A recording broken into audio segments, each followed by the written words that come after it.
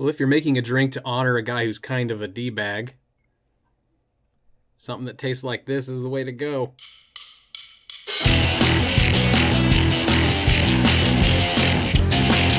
A person's drink order can say a lot about them. A nuanced drink with specific spirit, brand, and age requests could indicate a certain level of class and sophistication. Class and sophistication that will certainly never be recognized by the bar staff, who only really learns from such an order that you're a pompous, arrogant jerk. And I hope you like spit, because your mojito order during a happy hour rush on $3 beer night is going to be full of spit and probably urine.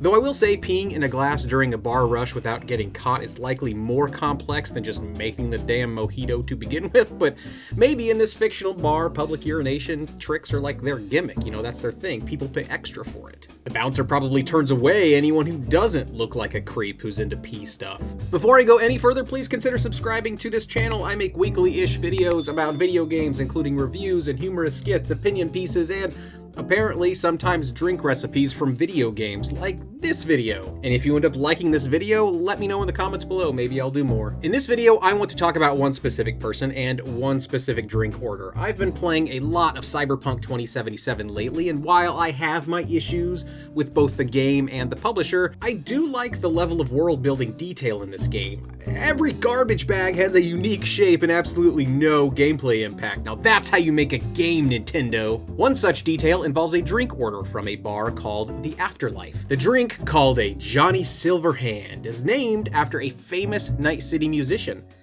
Franklin Bean, who once painted his hand silver, I think. I don't know, but then why the Johnny part of the drink name? It's confusing, okay? But that's Night City for you. Remember, this is a city named for the group of illiterate knights who settled the city in 1843. The whole thing is wacky. It's a wacky game. Today, I'm going to make this Johnny Silverhand cocktail as best I can, given my absolute inability to make a good cocktail. I once tried making a Jack and Coke, and I ended up with 3 extra screws. The drink is ordered in-game as follows. Take it away, Jackie. 2 tequila old fashions with a splash of cerveza and a chili garnish. Duo of Johnny Silverhands coming up. First, let's start with the old-fashioned part of the order. An old-fashioned is, at its core, a mix of sugar, water, bitters, and some kind of spirit, most commonly a bourbon or rye whiskey. For this drink, as requested by Mr. Wells, I'll be using tequila instead of bourbon or whiskey, and as is suitable given his last name, I will be using the lowest cost, easiest to reach tequila I can find.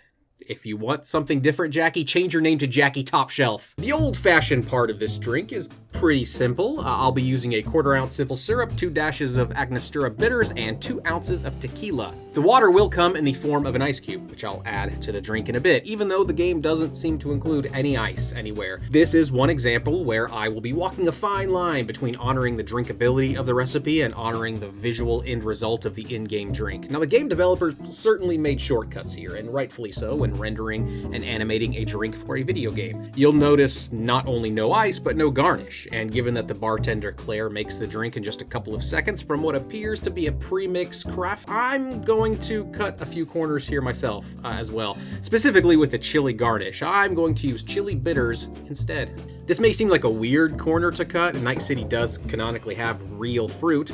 However, its flavor text specifically mentions that calling it real fruit is not just a marketing tagline, and that it's actually real.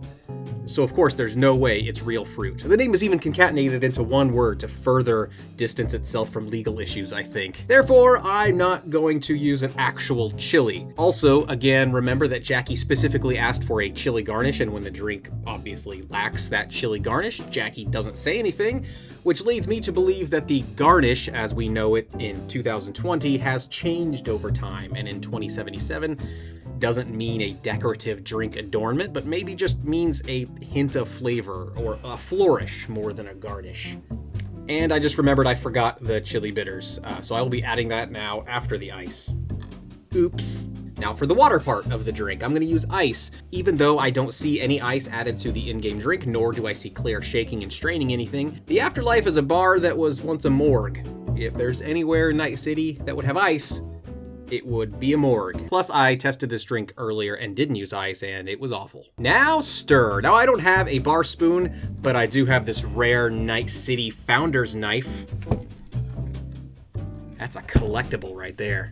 Now, the final ingredient, the beer, the biggest variable in the drink. How much is a splash? What kind of beer? Well, based on the way Jackie Wells orders his drink, it doesn't seem that he cares too much what kind of beer is in the drink. He just says, a splash of cerveza. The splash of cerveza. So, I'm going with a basic lager, and because Jackie has Mexican heritage, I'll go with this Mexican-style beer. This is one from a local Kansas City brewery called Martin City Brewing. Yeah, it's Johnny Silverhand's drink, not Jackie's, but Jackie is the only one who ordered it, and frankly, Johnny Silverhand is kinda a D-bag, so screw him. And here we have it.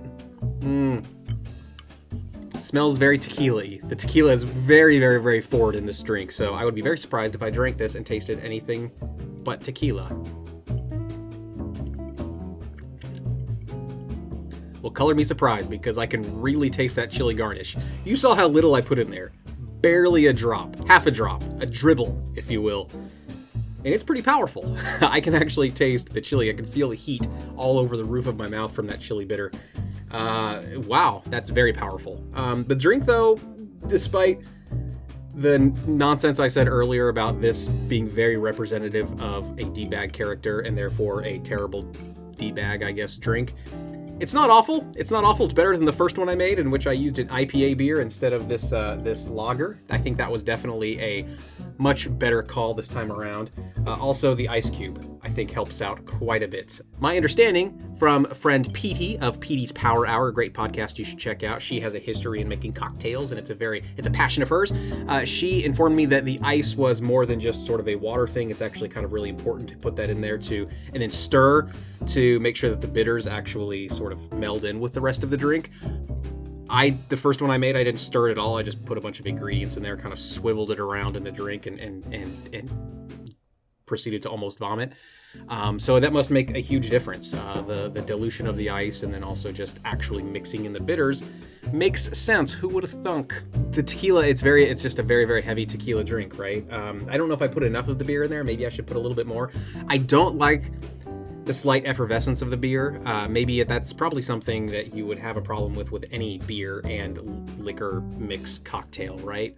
I like when I drink a spirits, it's generally neat or just straight, and there's no effervescence, there's no bubbliness to it. I don't like that kind of, I don't like the bubbliness with something as boozy as straight up booze. And I think the beer here does add some effervescence that's a little bit, it doesn't agree with my palate personally.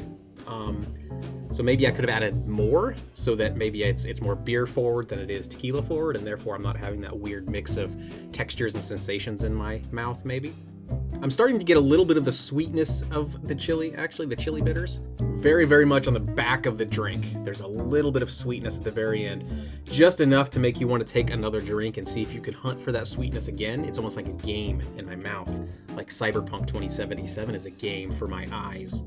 Oh, it makes sense now. There it is, the Johnny Silverhand. If you want a much fancier and much more learned take on the Johnny Silverhand, I recommend watching How to Drink's video.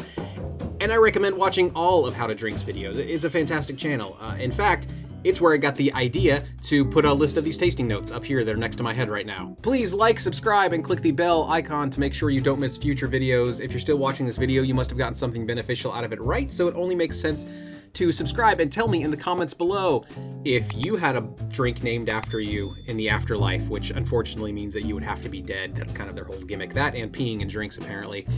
Tell me, what would be in that drink? What kind of drink would you want to be remembered for, or would you want to be used as a way to remember your life? For me personally, it would probably be something very scotch heavy, maybe even just like a straight scotch, a certain type of scotch, a smoky scotch, whatever the smokiest scotch is they have in their bar, they could call that the Caleb J. Ross, just give me a Caleb J. Ross. They know whatever it is that we have that's the smokiest, that's the way it's going to be, because I love myself a smoky scotch. Thanks again for watching so much. I look forward to reading all of your drinks down there below. Who knows, maybe I will make some of those drinks on this channel in the future.